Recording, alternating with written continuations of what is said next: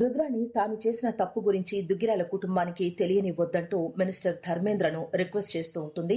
ధర్మేంద్ర మాత్రం రుద్రాణిని తిడుతూ ఉంటాడు. ఇంతలో మినిస్టర్ ఇంటికి అప్పు, కళ్యాణ్ వస్తారు. వాళ్ళని చూసిన రుద్రాణి షాక్ అయిపోతుంది. వాళ్ళెందుకు వస్తున్నారు మీ దగ్గరికి అని అడుగుతుంది రుద్రాణి. వాళ్ళెందుకు వస్తున్నారో నాకు తెలీదు అని అంటాడు ధర్మేంద్ర. కానీ మీరు మాత్రం నా గురించి వాళ్ళకి చెప్పకండి ప్లీజ్ అని కంగారుగా గోడ చాటుకి వెళ్ళిపోతుంది. గేటు దగ్గర సెక్యూరిటీ అప్పు, కళ్యాణ్లను ఆపేస్తాడు. ధర్మేంద్ర వాళ్ళని పంపించండి అని అనగానే అప్పు, కళ్యాణ్ లోపలికొస్తారు. ఎవరు మీరు? ఎందుకొచ్చారు? మీకేం కావాలి అని అడుగుతాడు మినిస్టర్ ధర్మేంద్ర. నా పేరు కళ్యాణ్, తను నా భార్య అప్పు, కావ్య సిస్టర్ అని పరిచయం చేస్తాడు కళ్యాణ్. బిడ్డల మార్పు విషయంలో నాకు కొన్ని డౌట్స్ ఉన్నాయి. మీరొక మినిస్టర్ అయ్యుండి బాధ్యత గల పదవిలో ఉండి ఇలా చేయొచ్చా అని అడుగుతుంది అప్పు. చూడండి అపూర్వ గారు, నా వైపు తప్పు జరిగిందని మీ అక్క బావకి క్షమాపణలు చెప్పాను. ఇప్పుడు నా బిడ్డతో ఆనందంగా ఉన్నాను. అయినా మీరు ఇంకా అని అంటాడు ధర్మేంద్ర. కాని మాకు తెలియాల్సిన కొన్ని నిజాలు ఇంకా అలాగే ఉండిపోయాయి అని అంటాడు కళ్యాణ్.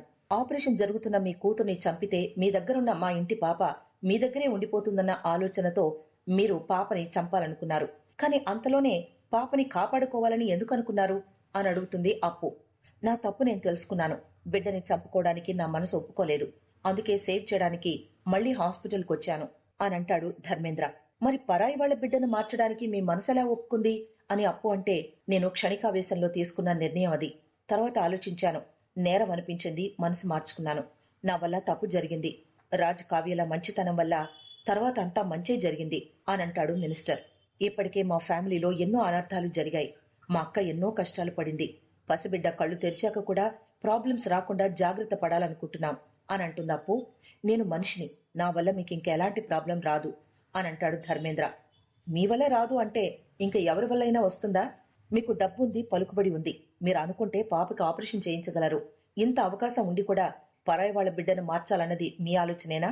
మీకెవరైనా సలహా ఇచ్చారా అని అప్పు అడగగానే ధర్మేంద్ర, రుద్రాణి షాక్ అయిపోతారు. చూడండి, నాకెవ్వరూ సలహా ఇవ్వలేదు. ఆ దుర్మార్గమైన ఆలోచన నాకే వచ్చింది అని అంటాడు ధర్మేంద్ర. భార్యను ఎంత ప్రేమించే మీరు బిడ్డను కూడా అంతే ప్రేమిస్తారు. అలాంటిది కడుపున పుట్టిన బిడ్డను చంపేంత ఆలోచన చేస్తారని నేను అనుకోను. ఈ ఆలోచన వెనుక ఎవరైనా ఉన్నారా అని అడుగుతుంది అప్పు. ఎవ్వరూ లేరు. కొన్నిసార్లు తప్పుడు నిర్ణయాలు తప్పవు. అలాగే నేను ఆ తప్పుడు నిర్ణయం తీసుకున్నాను అని అంటాడు ధర్మేంద్ర. అయితే పాపని చంపాలనుకున్నది, మళ్లీ మనసు మార్చుకుని కాపాడాలనుకున్నది మీరేనా అని అప్పు అడిగితే, నేనే అని చెప్తూనే ఉన్నాను కదా, ఎన్నిసార్లు అడుగుతారు అదే ప్రశ్న అంటూ మినిస్టర్ కొంచెం కసురుకోగానే సరేనంటూ కళ్యాణ్, అప్పు బయటకొస్తారు. కారు దగ్గరే నిలబడి ఏదో ఆలోచిస్తూ ఉంటారు. మరోవైపు లోపల దాక్కున్న రుద్రాణి ధర్మేంద్ర దగ్గరికెళ్లి తన పేరు చెప్పనందుకు థ్యాంక్స్ చెప్పి బయటకెడుతుంది. అక్కడే కారులో ఉన్న కళ్యాణ్, అప్పు రుద్రాణిని చూసి షాక్ అవుతారు. కారులో రుద్రాణిని ఫాలో అవుతారు. అక్కడితో ఇవాల్టి ఎపిసోడ్ పూర్తయిపోతుంది.